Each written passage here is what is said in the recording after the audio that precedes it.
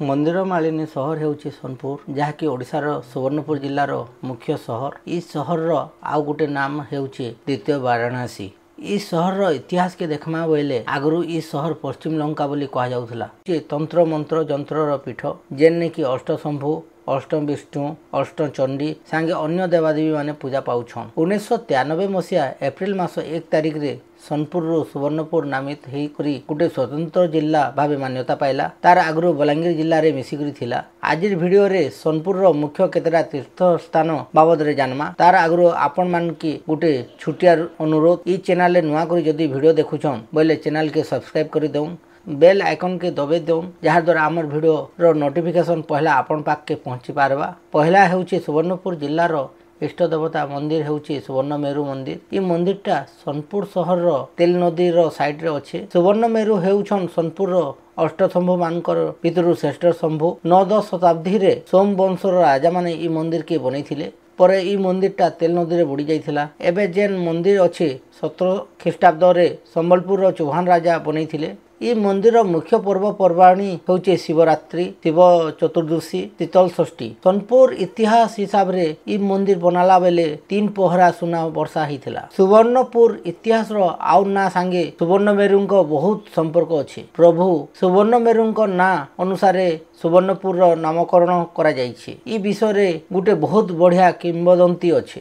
2 number रे हेउछि सोनपुर रो इष्ट देवी मां सुरेश्वरींक मंदिर।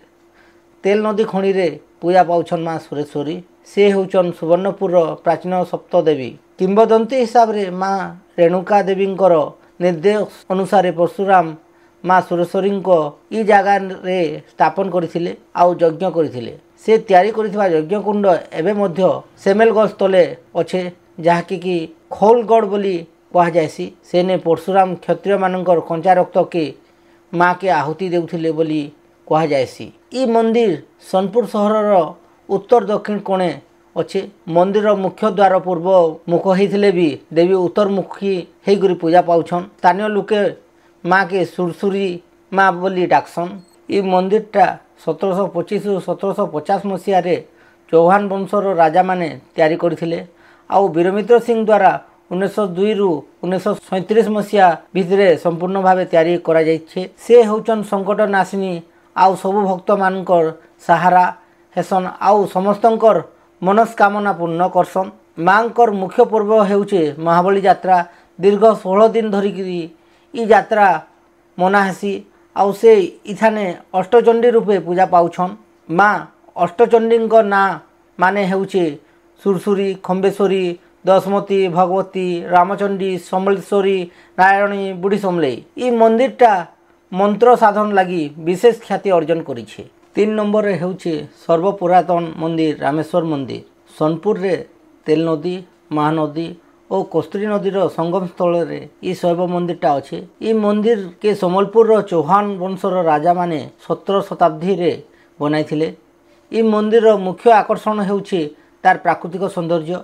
पाखे अच्छे गोटे पद्म पोखरी, जेनु कि सबुदिन पोखरी रे फुटुथिबा पद्म आउ कोई फूल के आनिकरी प्रभु को अर्पण करा जायसी। ई शिव मंदिर रे मना जाउथबा पर्व गुड़ाक हैला शिवरात्रि, शीतल षष्ठी, जेनटा कि बहुत धूमधाम रे मना जायसी। ई जगह रे 3टा नदी संगम होइचे। हेतिर लगी सोनपुर के भारत रो द्वितीय वाराणसी कहा जायसी। 4 नंबर रे होचे मां लंकेश्वरी मंदिर। ई मंदिर विशेषत्व हेउचे ई मंदिरटा सोनपुर निकट रे बही जाइथिबा ओडिशार बड़ नदी महानदी मझिरे अच्छे। नदी कूलरू प्राय 500 मीटर नदी मझिरे माँ पूजा पाउछन। माँ लंकेश्वरी मंदिर बहुत प्राचीन कालू अच्छे। सोनपुर इष्ट देवी माँ सुरसुरींकर आगुरु माँ लंकेश्वरी पूजा पाउछन। माँकर संगे सोमवंश आउ चौहान वंशर घनिष्ठ संपर्क थिला। सोनपुर के आगे पश्चिम लंका कहा जाउथला। आउ इनर इष्ट देवी थिले माँ लंकेश्वरी। किंवदंती अनुसार त्रेता युगरे रावण माँ लंकेश्वरी को ई जगह ने पूजा करुथिले। ई मंदिर रे कैवर्त माने मांकर सेवा करसन। मां को भिन्न भिन्न प्रकार माछ भोग लागसी। चैत्र मासर 2 नंबर मंगलवार रे मांकर यात्रा हेसी। ई दिन माँ चापकेली करसन आउ नगर परिक्रमा करसन। मांकर मंदिर रु सोनपुर राजप्रसाद बहुत सुंदर भाव देखबार के मिलसी। 5 नंबर रे होची पंचरथ मंदिर। सोनपुर सहर मझिरे ई मंदिरटा अच्छे। 5टा रथर आकृति रे ई मंदिर निर्माण होइछे, जेनटा गोटे बहुत सुंदर मंदिर। ई मंदिर रे भगवान शिवंकर परिवार पूजा पाइसन। ई मंदिर रो 5टा जगह रे 5टा देवादेवी पूजा पाइसन। भगवान शिव, माता पार्वती, गणेश, कार्तिक आउ वृषभ पूजा पाउछन। 1300 शताब्दी रे युवराज सोमभूषणकर अकाल मृत्यु पर राजा वीरमित्र निजर पुअर स्मृति लगी इ मंदिर निर्माण करथिले। पंचरथ मंदिर रो खास कथा होउचे भगवान गणेशकर मूर्ति पूर्व दिशा मुँह कर स्थापित कराहीछे, किंतु अन्य शिव मंदिर मानके गणेशकर मूर्ति डाहाण पाटके मुँह करा जाय थाए। 6 नंबर रे होउचे माँ मेटाकानीकर मंदिर। ई मंदिरटा सोनपुर सहर रु प्राय 22 किलोमीटर दूरे सम्बलपुर जीवा रास्ता जंगल मझिरे अच्छे। माँ मेटाकानी होउछन माँ सुरसुरींकर आ गोटे रूप। माँकर दर्शन करबार लगी हजार हजार भक्तंकर भिड़ आसी। 7 नंबर रे होउचे पाताली श्रीक्षेत्र, जेने भगवान कालिया, बड़ भाई बलभद्र और भौणी सुभद्रा 114 वर्ष पाताली होई करी रहिथिले। सोनपुर जिला बीरमहाराजपुर ब्लॉक कोटसमलाई त्रिकुट पहाड़ रे ई गुंफाटा देखबार के पाइबे। ई पहाड़ रे मोट जगन्नाथ गुंफा संगे 28टा गुंफा अच्छे। शत्रु भय रे भगवान पाताली होइथिले ओ परे सोमवंशर राजा जजाति केशरी भगवान को श्रीक्षेत्र को फेरे नहीं। से दिनु नवकलेबर आरंभ होइछे बोली कहा जायसी। ई जगहटा प्राकृतिक सौंदर्य रे भरपूर अच्छे। 8 नंबर रे होउचे पापक्ष घाट।